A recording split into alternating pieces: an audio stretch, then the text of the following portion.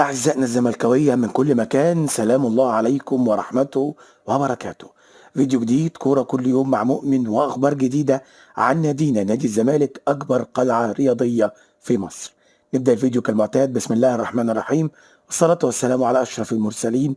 وكلمتين مهمين: أنا مقدر جدا إن قطاع مش قليل من جمهور نادي الزمالك أخد على إن تغيير المدرب أسهل شيء ممكن، وإن أي حاجة ما تعجبكش يبقى الرد عليها مباشرة، المدرب ده لازم يتغير. ولكن عايز ألفت انتباه الجميع، الزمالك في بداية تجربة جديدة بشكل كامل مع مدرب يعلم في فنون كرة القدم أكثر بكثير مما تتخيله. هتقولي إن هو ليه محطات كتير ما كانتش ناجحة، لكن ما كانتش ناجحة من وجهة نظر مين؟ هل في هذه المحطات فيريرا أخذ الوقت والمساحة والفرصة الكاملة عشان ينفذ اللي في دماغه؟ أشك. فيريرا مدرب كويس وكويس جدا، بس هي الحقيقة يعني اللي في دماغه لا يصلح مع الدوري بتاعنا، اللي في دماغه أعلى بكتير من الدوري بتاعنا، وعشان كده هو كمان لازم ينزل شوية باللي في دماغه عشان ينجح في الدوري بتاعنا. احنا ما عندناش الاوفر كوتشنج اللي هو بيمارسه. القصه بمنتهى البساطه، انت الزمالك والتيشيرت الابيض ابو خطين حمر ليه قيمته عند كل الناس. انزل قدام اي فريق، اضغط واطحن من اول 5 دقايق، هات جول هات التاني، وبعدين يا عم سيبهم يعملوا اللي هم عايزينه. هتبص تلاقي الفريق اللي قدامك اللي هو اصلا فريق خرطبيطه بالصلصه هيبدا يهاجم ويفتح مساحات. وقتها بدل الجول والتاني هتجيب راب تالت ورابع وخامس وسادس، والقصة أسهل مما تتخيل. احنا مش في أوروبا، وعشان كده يانك فريرا لازم يراجع حساباته، لازم يشوف بيعمل ايه كويس، ولازم يعرف هو بيدرب مين. ولكن في النهاية الزمالك معاه فريق كويس جدا، معاه مدرب كويس جدا، وإن شاء الله التجربة دي تنجح. خلينا نبدا فيديو النهارده، ولكن قبل ما نبدا ادعموا الفيديو بلايك وشير، اشتركوا في القناه، فعلوا علامه الجرس، ويلا بينا. كان في اكتر من سؤال من اكتر من متابع عن الحاله الصحيه ليانك فيريرا المدير الفني للفريق خلال لايف دردشه زملكاويه. قلت لحضراتكم ان احنا هنعرف تفاصيل القصه وهنقولها. طمأن نادي الزمالك جماهيره على الحالة الصحية للمدير الفني للفريق البلجيكي فيريرا بعد وعكة صحية بسيطة تعرض لها عقب مباراة المقاولون. عبد الناصر محمد مدير الكرة أكد أن فيريرا خضع لفحوصات طبية وحالته مطمئنة تماما.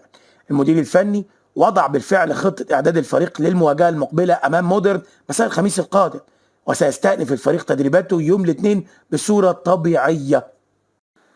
بيدرس الجهاز الفني لنادي الزمالك بقيادة البلجيكي فيريرا إمكانية استمرار الاعتماد على المهاجم الفلسطيني عدي الدباغ في قيادة خط الهجوم. يأتي هذا التفكير بعد الأداء الجيد الذي قدمه الدباغ في مباراة المقاولون العرب الأخيرة، حيث ظهرت تحركاته بشكل إيجابي داخل منطقة الجزاء. بيأمل فيريرا في أن يساهم الدباغ بقدراته الهجومية في حل مشكلة العقم التهديفي التي عانى منها الفريق في مباراة المقاولون، وزيادة الفعالية الهجومية بشكل عام. أعلن الجهاز الطبي لفريق كرة القدم في نادي الزمالك عن تشخيص إصابة اللاعب نبيل عماد دونجا لاعب خط وسط الفريق عقب تعرضه للإصابة خلال مباراة الزمالك أمام المقاولون العرب على مستوى الركبة. الجهاز الطبي للزمالك بقيادة الأسباني جيرارد أوسو أكد أن إصابة نبيل عماد دونجا عبارة عن إصابة بكدمة شديدة في الركبة. اللاعب سيخضع لبرنامج علاجي وتأهيلي لتجهيزه للمشاركة في التدريبات الجماعية والعودة سريعا. بنسبة كبيرة جدا دونجا هيغيب عن المباراتين القادمتين للزمالك. خلاص بقى يا جماعة، احنا عرفنا ان شيكو بانزا تم استبعاده من قائمة مباراة المقاولين لشعوره بإجهاد في العضلة الأمامية. الموقف الخاص بالأنجولي شيكو بانزا من المباراة المقبلة. اللاعب تعافى الآن وأصبح جاهز تماما للمشاركة مع الفريق بداية من اللقاء القادم. البلجيكي فيريرا طبعا منح اللاعبين راحة سلبية يوم الأحد من التدريبات، وهيعود الجميع بما فيهم شيكو بانزا للتدريبات يوم الاثنين بصورة طبيعية.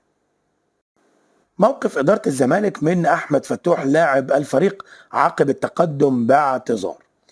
إداريا الزمالك عفى عن فتوح وخلاص هيسمح له بالعودة للتدريبات الجماعية والمشاركة في المباريات، قلت الكلام ده قبل كده، وقلت لحضراتكم ان بعد مباراه المقاولين الموضوع هينتهي واحمد فتوح هيعود للتدريبات.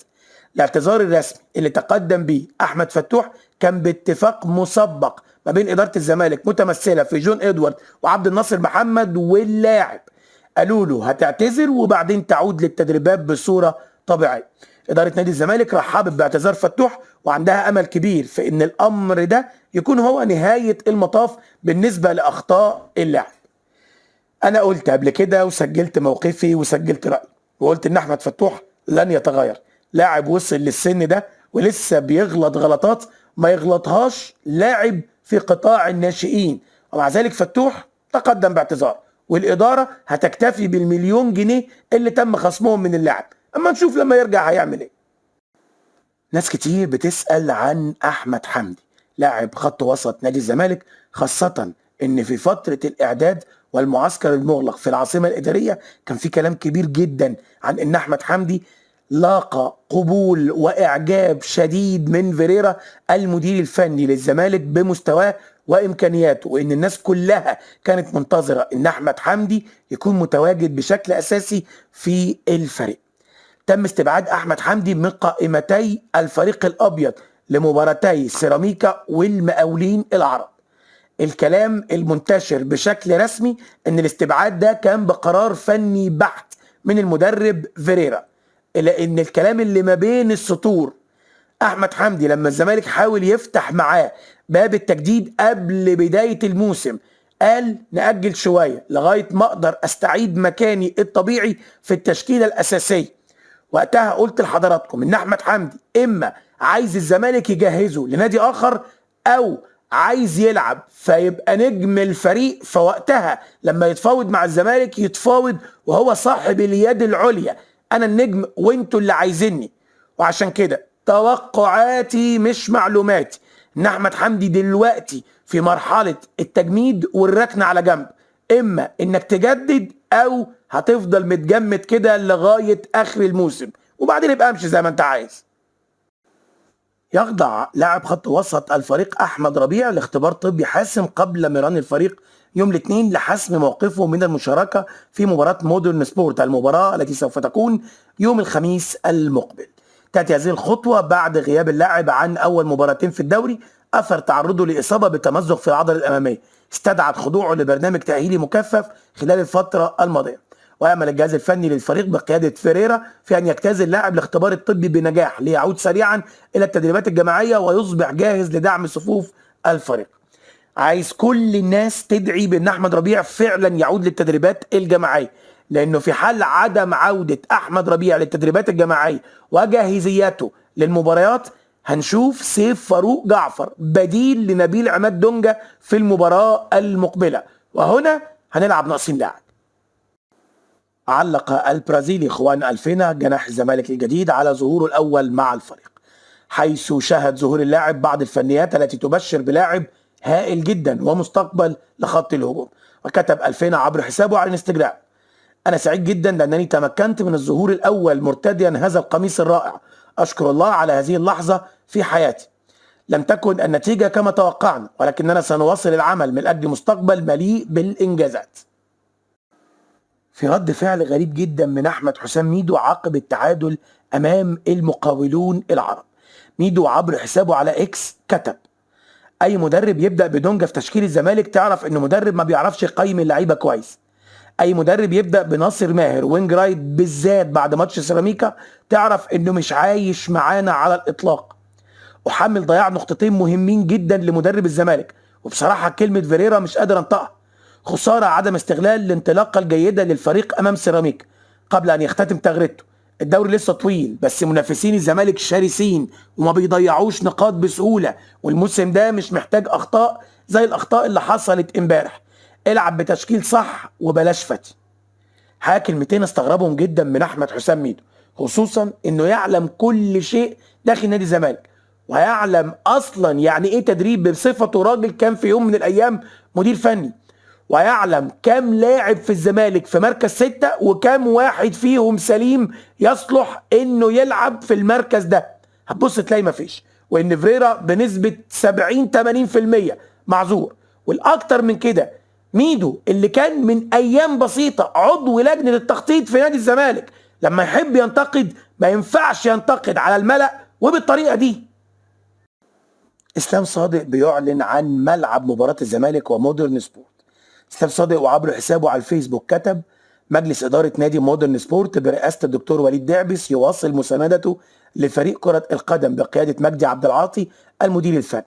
تواجد في الميران المهندس هشام حافظ عضو مجلس الاداره وجمال السيد رئيس قطاع الناشئين في اطار الاستعداد لمواجهه الزمالك المقبله في الدوري والمقرر لها 9 مساء الخميس باستاد هيئه قناه السويس. اسلام صادق هنا ما بيتكلمش بصفته الاعلامي او الصحفي اسلام صادق، ولكن بصفته عضو مجلس اداره نادي مودرن سبورت، وبكده وبنسبه 100% مباراه الزمالك ومودرن سبورت على استاد هيئه قناه السويس.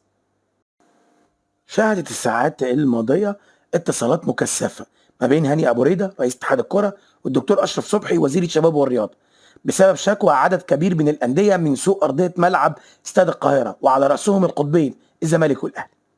تتجه النيه لدى وزاره الشباب والرياضه غلق استاد القاهره لمده 10 ايام لاجراء عمليات الصيانه لارضيه الاستاد، على ان يتم افتتاح الملعب يوم 30 اغسطس الجاري لاستقبال مباراه الاهلي وبيراميدز، على ان يستقبل استاد القاهره مباراه منتخب مصر واثيوبيا يوم 5 سبتمبر المقبل في تصفيات كاس العالم. وحاجه غريبه شويه، بس احنا بقالنا كتير قوي مبطلين كوره، واستاد القاهره كان بيستضيف حفلات. هل كل الوقت اللي الاستاد كان مقفول فيه ده محدش خد باله ان ارضيه ملعب الاستاد باظت وانها محتاجه لصيانه قبل بدايه الدوري؟ ده حاجه تجن. استقر الجهاز الفني لمنتخب مصر بقياده حسام حسن على استدعاء ثنائي الزمالك محمد صبحي ومحمود حمدي الونش لمعسكر المنتخب القادم. جاء اختيار الونش بعد عودته القوية من إصابة الرباط الصليبي وظهوره بمستوى مميز، ونفس الشيء بالنسبة لمحمد صبحي. بينما على الجانب الآخر محمد شحات وناصر ماهر على بعد خطوات من الانضمام لصفوف المنتخب أيضا بعد ظهورهم بمستوى مميز. أتمنى من كل قلبي، ولسه بسجل نفس الأمنية، أتمنى من كل قلبي عدم انضمام أي لاعب من الزمالك لصفوف المنتخب.